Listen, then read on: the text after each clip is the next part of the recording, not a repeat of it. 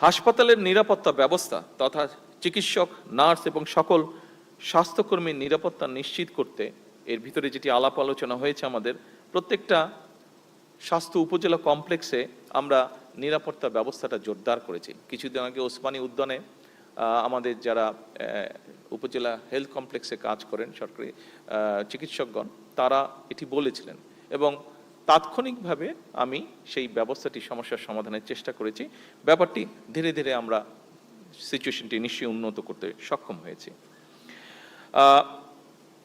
এর আমরা হাসপাতালগুলোতে এই সিকিউরিটির জন্য 10 জন করে আনসার সদস্য মোতায়েনের যেমন আমরা সিদ্ধান্ত নিয়েছি, এর বাইরেও রোগীদের চিকিৎসা সেবা নিশ্চিত করতে আমরা আরও 5000 MBBS চিকিৎসক নিয়োগের কার্যক্রম আমরা শুরু করেছি। পাশাপাশি শুধু তো ডাক্তার বা চিকিৎসক অ্যাপয়েন্ট করলেই হবে না, এর পাশাপাশি ওনাদের হ্যান্ডসগুলোও লাগবে। ফলে আমরা নার্স, মেডিকেল টেকনোলজিস্ট যেটি আমরা আলাপ করেছি, ফার্মাসিস্ট, মিডওয়াইফ এবং অন্যান্য স্বাস্থ্য পেশাজীবী যেগুলো আছে বিদ্যমান আছে সেগুলো শূন্য পদও দ্রুত সাথে যাতে এই শূন্য পদগুলো পূরণ করা যায় সেটির প্রক্রিয়ার কাজও আমরা শুরু করেছি। আমরা একই সঙ্গে সরকারি পর্যায়ে আরও 25,000 মিডওয়াইফ নিয়োগের পরিকল্পনা নিয়েছি, যাতে করে দেশের প্রতিটি ইউনিয়ন, উপজেলা এবং হাসপাতাল পর্যায়ে নিরাপদ মাতৃত্ব এবং দক্ষ প্রসব সেবা এবং নবজাতকের মানসম্মত পরিচর্যা নিশ্চিত এবং নিরাপদ করা যায়। সম্মানিত উপস্থিতিবৃন্দ, prevention is better than cure, এটা আমরা প্রত্যেকে জানি। এটার জন্য আপনারা যারা ডাক্তার আছেন তারা আপনারা অবশ্যই ভালো করে জানেন। সরকার এই নীতিতে সবার কাছে আমরা স্বাস্থ্য এবং চিকিৎসা সেবা এই নীতির ভিত্তিতে আমরা জনগণের দোরগোড়ায় পৌঁছে দিতে চাই।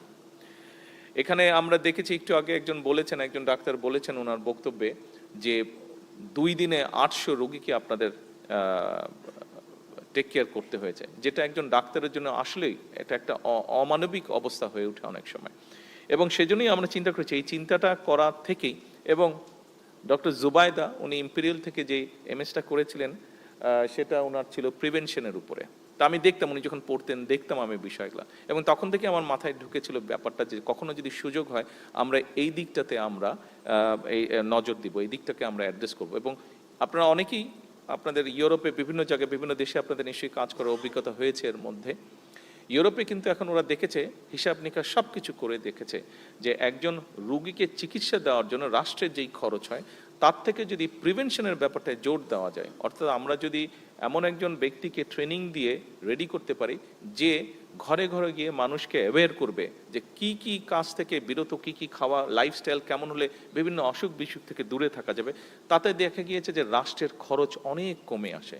এবং তারপরেও যারা অসুস্থ হয়, যেহেতু হাসপাতালে যদি কম সংখ্যক মানুষ অসুস্থ হয় তাহলে খুব স্বাভাবিকভাবে এই যে মেডিকেল কলেজে যেটা ঘটেছে, প্রথম দিন 400, পরের দিন 300, এরকম প্রায় 700-800 মতন রোগী প্রতিদিন, এরকম প্রেশারটা এটাও কিন্তু স্বাভাবিকভাবে তখন কমে আসবে যদি দেশে সামগ্রিকভাবে কম সংখ্যক মানুষ অসুস্থ হয়।